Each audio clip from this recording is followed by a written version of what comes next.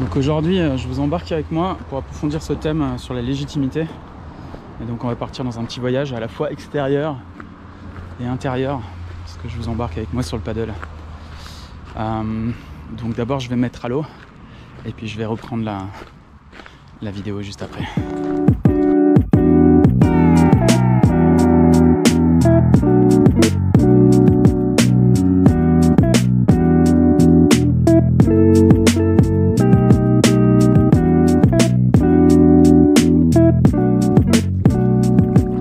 Tel que la nature pour se ressourcer.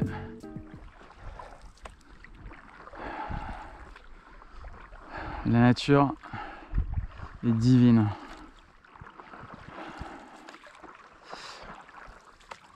Donc ce thème de la légitimité, j'ai déjà fait un post sur LinkedIn et on va approfondir ça. Il y a un point essentiel en fait qui m'apparaît essentiel pour sentir sa légitimité, c'est tout d'abord d'entrer en contact avec le sol de sa planète intérieure. C'est-à-dire que l'essence de cette idée, elle n'est pas très nouvelle. C'est ce qui est inscrit sur le fronton du temple de Delphes à Athènes en Grèce. Et donc, know thyself, connais-toi toi-même. Et concrètement, se connaître soi-même, il y a un aspect très basique, très pratique en fait, d'entrer en amitié avec soi-même. Et à travers le travail que je propose en accompagnement, une chose apparaît clairement, c'est que la connaissance de soi, c'est pas une philosophie, c'est pas une théorie, c'est vraiment une pratique. C'est quelque chose qui demande un élan, une intention, de l'énergie, du temps, de la volonté. Et donc identifier en fait son monde intérieur, rentrer en contact avec ses émotions, avec ses croyances, héritées, acquises, de pouvoir vérifier tout ce joli petit monde intérieur et valider en fait, valider notre sol, valider notre terre intérieure. C'est compliqué de se sentir légitime si on n'est pas en adéquation, si on n'est pas d'abord en contact avec son sol intérieur, sa terre intérieure. Et ensuite, de cette adéquation, le deuxième point, c'est de pouvoir se mettre en cohérence. En cohérence avec ses valeurs, avec les choses qui sont importantes pour nous. Et quand je parle de valeurs, ça veut dire de cultiver son discernement. C'est magnifique ici.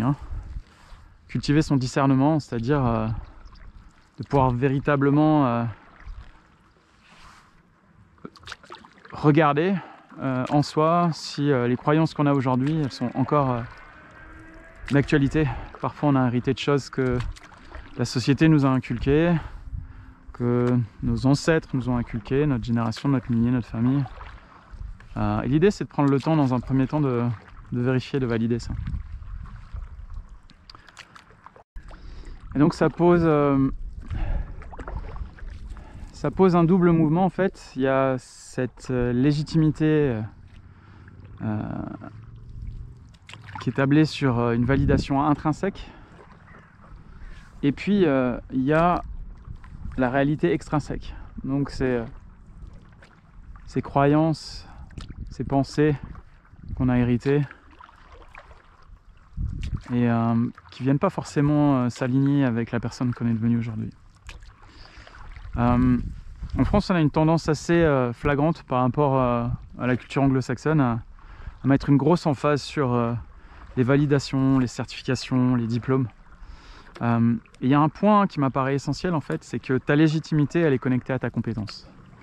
Quel que soit le job que tu fais, la compétence, c'est ce qui valide une légitimité. Après, on peut se poser la question de savoir c'est quoi notre identité profonde.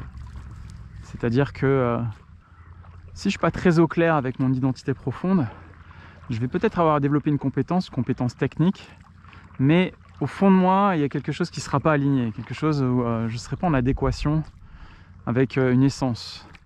Et donc le mouvement, c'est de pouvoir rentrer en contact avec cette identité profonde. En fait, petit à petit, en travaillant sur soi, on se rend compte que notre identité profonde, elle n'est pas si figée que ça en fait. Et il y a un travail de dissolution de sa personnalité qui se passe. On commence à rencontrer une réalité beaucoup plus vaste, transcendante.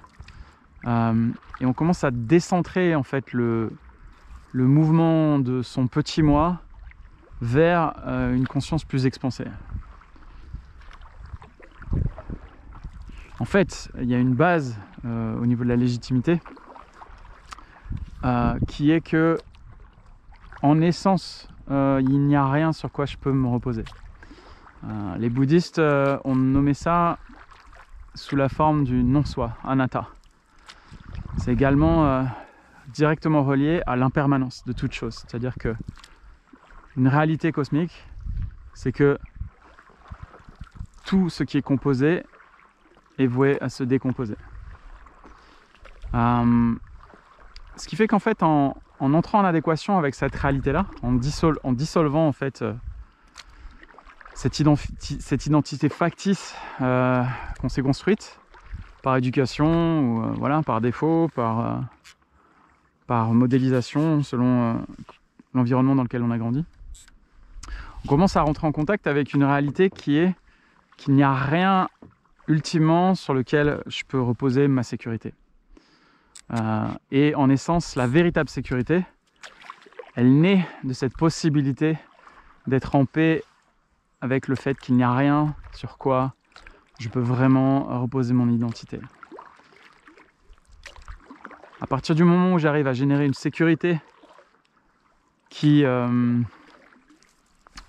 qui inclut en fait cette réalité-là, alors c'est beaucoup plus facile de pouvoir sentir une forme de légitimité intrinsèque.